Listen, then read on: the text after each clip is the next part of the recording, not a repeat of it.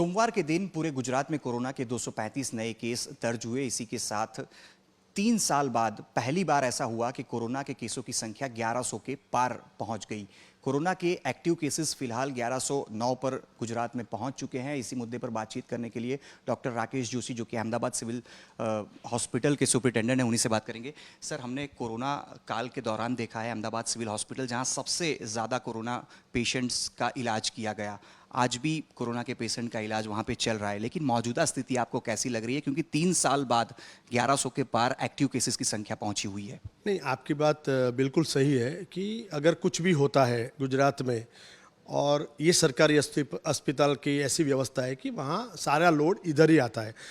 सबसे पहले मैं आपके माध्यम से इतना कहूँगा कि मेहरबानी करके पैनिक मत होइए, सावधानी बरतिए। ये टाइम ऐसा है कि जब केसेस बढ़ रहे हैं तो हमको डेफिनेटली वो हम 3 साल से जो सीख के आए हैं कि कोरोना से कैसे फाइट किया जाए, उस पर वापस चले जाएंगे और जिस हिसाब से ज़रूरत पड़ेगी, सीनियर सिटीजन, बच्चे और अपने आप का कैसे ख्याल रखना है, एंड गवर्नमेंट जो गाइडलाइन देगी उसको हम फॉलो करेंगे। रही बात सिविल हॉस्पिटल थी, तो पिछले पूरे महीने में हम देखेंगे तो मैक्सिमम पेशेंट जो मेरे पास हुए हैं वो 3 पेशेंट का एडमिशन रहा हुआ है। आज भी मेरे पास 3 पेशेंट दाखिल है, जिसमें एक मेल और 2 फीमेल है। जो मेल है वो 27 ईयर का है, फीमेल 60 एंड 27 ईयर की फीमेल है, और उसमें से एक ऑक्सीजन पे है, एक स्टेबल है, एक वेंटिलेटर पे है। कहने का मतलब ऐसा है कि एडमिशन रेट नहीं है। इस वाले वेव में ऐसा बताएंगे, अगर पॉजिटिव बात करें तो ऐसा है कि मेजॉरिटी लोग 95-96% लोग घर पे ही ठीक हो रहे हैं, मतलब होम आइसोलेशन में ठीक हो रहे हैं, और सारी जगह पे एडमिशन रेट काफ़ी कम है। तो इसीलिए डरना नहीं है, लेकिन डेफिनेटली अभी ये समय है, हमको सावचेती रखना है। जैसे आपने बताया 1000 को क्रॉस किया है, वो केसेस बढ़ सकते हैं अगर हम बेदरकार रहेंगे तो ये समय में डरे नहीं, लेकिन सतर्क रहे, इतना मैं आप सबको कहना चाहूँगा। खास करके हमने देखा था कोरोना की जब पहली, दूसरी और तीसरी लहर पूरे देश में आई थी, लेकिन जिन परिवारों ने अपने सदस्यों को खोया है कोरोना की वजह से, स्वाभाविक एक छोटा सा डर उनके मन में कहीं ना कहीं जरूर बना रहेगा। लेकिन कोरोना से निपटने के लिए वैक्सीन एकमात्र विकल्प साबित हुआ था। वैक्सीन कई लोगों ने 2 डोज, कई लोगों ने तो 3 लिए, लेकिन क्या जिन्होंने तीसरी डोज नहीं लिए, लगता है कि ये जो कोरोना का अब केसेस बढ़ना शुरू हुआ है और जिस वेरिएंट की वजह से बढ़ रहा है, उसमें वैक्सीन कहीं ना कहीं कारगर साबित हो सकेगी? डेफिनेटली आपने बिल्कुल सही बात की है कि हमारे ये केसेस इतने ज़्यादा, आप अगर पूरे देश के देखेंगे तो इस हिसाब से नहीं बढ़ रहे जिस हिसाब से हमने केसेस बढ़ते हुए पहले देखे हैं। मैं वही बताना चाह रहा हूँ कि अभी काफ़ी लोग, हमारे कितनी पॉपुलेशन कहेंगे 70 to 80% वैक्सीनेटेड है, उनकी वजह से जो इम्यूनिटी, हर्ड इम्यूनिटी आती है कम्युनिटी में, उसकी वजह से भी हम ऐसा बोल सकते हैं कि जिसको भी कोविड हो रहा है, माइल्ड हो रहा है, वो होम आइसोलेशन में ठीक हो रहा है। एडमिशन रेट काफ़ी कम है।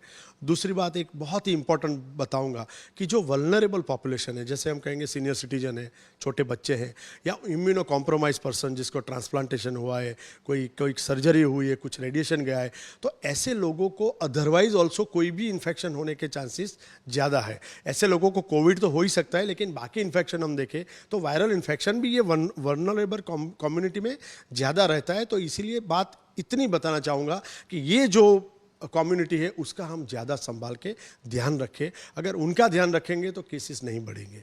और जो young and healthy and fit लोग हैं, उनको अगर बाई चांस हुआ तब भी उनको होम आइसोलेशन में ठीक हो सकता है। लेकिन ये जो वल्नरेबल पॉपुलेशन है, उनको अगर कोविड होता है तो उनको because of their own morbidity और साथ की कोमॉर्बिडिटी की वजह से उनको एडमिशन की ज़रूरत पड़ सकती है, ऑक्सीजन की ज़रूरत पड़ती है, और उनमें से कुछ वेंटिलेटर पर जा सकते हैं, और अनफॉर्चुनेटली कोई अपनी जान भी गंवा सकता है। सिविल अस्पताल की अगर तैयारियों की बात करें, अभी तो मात्र 3 ही पेशेंट एडमिट हैं। अच्छी बात है, उम्मीद करें कि संख्या ये ना बढ़े, लेकिन भविष्य में अगर केसेस बढ़ते हैं, हॉस्पिटलाइजेशन की संख्या बढ़ती है, तो सिविल अस्पताल की तैयारियां किस प्रकार से हैं?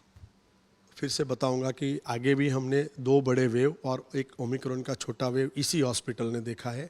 बहुत सारे एडमिशन, बहुत सारी मैनेजमेंट इसी हॉस्पिटल से हुई है। मुझे नहीं लगता है कि हमें इंफ्रास्ट्रक्चर के बारे में या डॉक्टर के एक्सपर्टीज़ के बारे में बिल्कुल ही सोचना है। सिविल की बात करूं, अभी हमारे पास 30 बेडेड आइसोलेशन वार्ड है।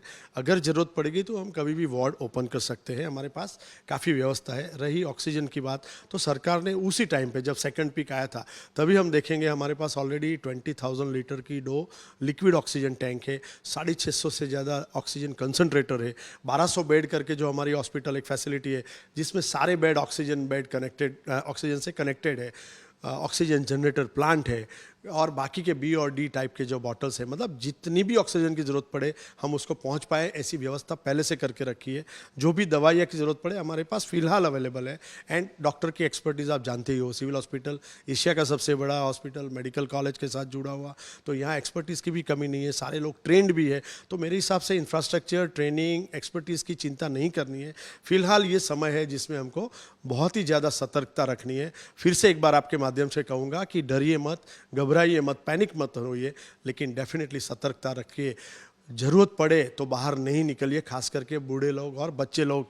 अगर बाहर जाना पड़ता है तो मास्क पहनिए, अगर खुद बीमार लग रहे हैं तो आइसोलेट हो जाइए, अगर सामने वाला बीमार होते है उससे दूरी बनाए रखिए। अगर हम इतनी छोटी सी चीज़ें प्रैक्टिस में फिर से लाएंगे तो मेरे हिसाब से हम उसको संक्रमित होने से बचेंगे और उसको फैलने से भी बचा सकेंगे। जिनकी कोरोना की वजह से तबीयत खराब हो रही है वो तो एडमिट हो जा रहे हैं हॉस्पिटल में, लेकिन जो होम आइसोलेटेड है उन्हें घर में अपना क्या ख्याल रखना है?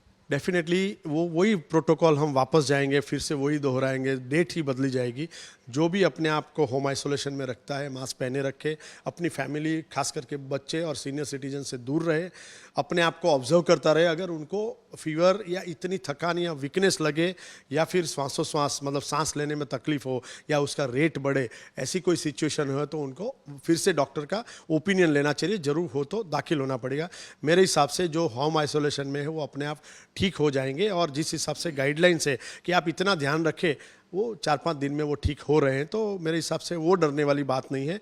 डेफिनेटली हम सतर्कता पक्की रखेंगे। अभी तो कोरोना के बढ़ते केसेस की बात करें तो केरल एक ऐसा स्टेट कि जहां पे 2000 के से भी पार कोरोना के एक्टिव केसेस की संख्या है, लेकिन अगर देश में दूसरे स्टेट की बात करें तो गुजरात में फिलहाल 1109 जितने एक्टिव केसेस की संख्या जा पहुंची है। कल 235 केस एक ही दिनों में आए हैं। लेकिन जिस प्रकार से डॉक्टर राकेश जोशी जो कि अहमदाबाद सिविल हॉस्पिटल के सुपरिटेंडेंट हैं, उनका कहना है कि केसेस की संख्या जरूर से बढ़ रही है, लेकिन एक अच्छी बात यह है कि हॉस्पिटलाइजेशन बहुत ही कम हो रहा है। अहमदाबाद सिविल अस्पताल में मात्र 3 पेशेंट एडमिट है। लेकिन अगर कल की बात करें तो पूरे राज्य में 235 केस जब दर्ज हुए हैं, ऐसे में अहमदाबाद में भी 150 से ज़्यादा कोरोना के केसेस दर्ज हुए हैं, लेकिन हॉस्पिटलाइजेशन जिस प्रकार से बहुत ही कम देखा जा रहा है, ये फिलहाल एक राहत की बात है।